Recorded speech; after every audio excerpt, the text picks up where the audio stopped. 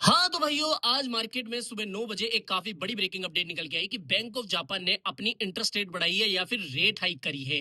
अब देखो, इसकी वजह से ना सिर्फ एशियन मार्केट्स के अंदर ग्रीनरी देखने को मिली, बल्कि जापानीज स्टॉक्स के अंदर भी काफी बड़े बड़े जंप्स देखने को मिले।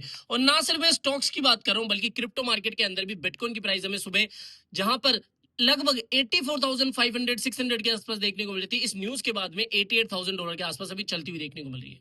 अब यहाँ पर कंफ्यूजन क्या है? मैंने आपको कई बार बताया कि जब भी रेट कट की न्यूज आती है तो उसके बाद में मार्केट्स के अंदर पॉजिटिव इंपैक्ट देखने को मिलता है, और जब भी रेट हाइक की अपडेट आती है तो इसके बाद में मार्केट पर नेगेटिव असर देखने को मिलता है। तो ये तो उल्टा हो गया जनाब कि बैंक ऑफ जापान ने तो रेट हाइक करी है, इसकी वजह से ये जापान के स्टॉक्स हो या फिर बाकी मार्केट के स्टॉक्स हो, ये क्यों पंप हो रहे हैं, मैं आपको समझाता हूँ। देखो, मैंने आपको ये बताया कि फेडरल रिजर्व जब भी रेट कट करता है तो इसका मतलब ये होता है कि अमेरिका के अंदर जो लोन है वो सस्ती ब्याज दरों पर मिलना शुरू हो जाएगा। इसका सीधा मतलब ये होता है कि आम अमेरिकन अब बहुत कम ब्याज दरों पे लोन उठाकर गाड़ी घोड़ी खरीदेंगे, जिससे कि कंपनियों के जो सेल्स है वो बढ़ती है, उसकी वजह से कंपनियों के स्टॉक्स की प्राइस भी बढ़ती जाती है। जब सेल्स बढ़ेगी तो स्टॉक्स की प्राइसेस भी तो बढ़ेगी, यानी कि इसका पॉजिटिव इंपैक्ट देखने को मिलता है।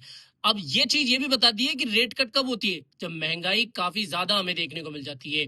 वहीं बैंक ऑफ जापान का सिस्टम ये है, उनका फंडा ये है, थोड़ा सा उल्टा है कि भैया बैंक ऑफ जापान जो है ना वो रेट हाइक करती नहीं थी, जिससे कि जापानीज लोगों को लगता था कि रेट हाइक नहीं होगी, सस्ते में लोन मिल जाएंगे और चीजें जो है थोड़ा और सस्ती हो जाएगी। लेकिन जैसे ये रेट हाइक की खबर देखने को मिली ना, तो इससे ये समझ में आ रहा है कि अब सभी लोगों को ये लगेगा कि भैया अब बैंक ऑफ जापान भी जो रेट है वो बढ़ा चुकी है, तो अब वहां पर जो सामान सट्टे हैं वो बहुत मुश्किल से मिलेंगे, यानी कि उनकी प्राइसेस बढ़ सकती है। तो क्यों ना कल की बजाय आज ही खरीद ले। अब वो खरीदारी करेंगे तो भैया इसकी वजह से जो कंपनियों के सेल्स है उसके ऊपर भी इफेक्ट पड़ेगा, और कंपनियों की जब सेल्स बढ़ेगी तो उनकी स्टॉक्स की प्राइस भी बढ़ेगी। तो इसकी वजह से क्या, ये बैंक ऑफ जापान का रेट हाइक करना कंपनियों के स्टॉक्स के ऊपर पॉजिटिव इंपैक्ट डाल रहा है। तो इसी वजह से इस अपडेट को मार्केट्स ने पॉजिटिव लिया है, नेगेटिव नहीं। समझ में आया? आई होप ये छोटी सी अपडेट आपको पसंद आई होगी। इसी तरीके से छोटे शॉर्ट्स देखने के लिए भाई को जरूर से सब्सक्राइब कर लेना। मिलते हैं किसी और शॉर्ट के अंदर। Bye bye.